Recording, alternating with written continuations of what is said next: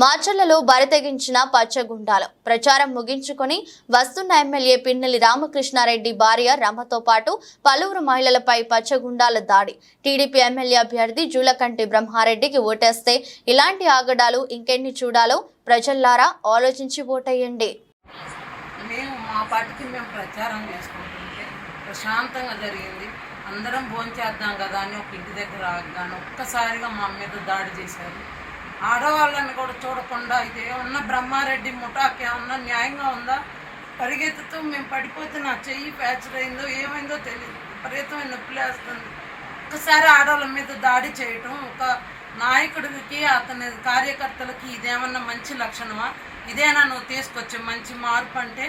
నువ్వు కోరుకుంటుంది ఇలాంటి రాజకీయాన్ని? మేము ప్రశాంతమైన రాజకీయాన్ని మేము ప్రజలకు అందిస్తే నువ్వు ఇట్లాంటి దుర్మార్గపు రాజకీయాన్ని ఆడవాళ్ళ మీద నీ ప్రతాపం చూపించాలంటే మంచి చేసి చూపించు, అంతేగాని ఆడవాళ్ళ మీదకి జనాన్ని పంపించి ఆడవాళ్ళను కొట్టేయడం, ఆడవాళ్ళని బెదిరిపోయేలాగా చేయడం ఇది మనిషి లక్షణం కాదు, మగతనం కాదు.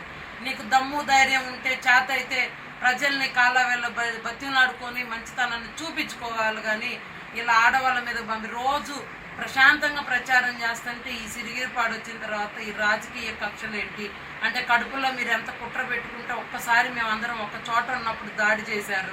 ప్రశాంతంగా జరిగిన దాన్ని ఈ 25 రోజుల నుంచి ప్రతి ఊర్లో గొప్పగా ఆదరణ పొందాము.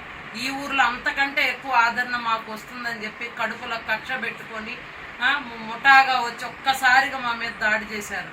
చూడండి ఎంతమంది దెబ్బలు తగిలి ఇంకా చాలా మంది కింద పడ్డారు. ఏమన్నా న్యాయంగా ఉందా?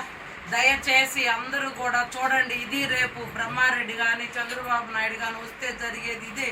ఆడవాళ్ళని ఇలా చేశారంటే రేపు మగవాళ్ళని ఏం చేస్తారు? మమ్మల్ని బయట తిరగనిస్తారా రేపు వీళ్ళు అధికారంలోకి వస్తే? దయచేసి మిమ్మల్ని వేడుకుంటున్నాం అమ్మా, ఇప్పుడైనా కళ్ళు తెరిచి చూడండి, మమ్మల్ని చూడండి, మా బాధ చూడండి. ఎంత